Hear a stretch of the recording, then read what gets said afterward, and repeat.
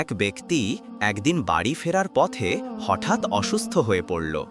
মানুষ তাকে হাসপাতালে নিতে নিতে সে শেষ নিঃশ্বাস নিল।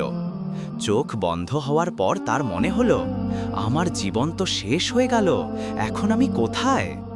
হঠাৎ সে নিজেকে দেখল এক গভীর অন্ধকার জায়গায়।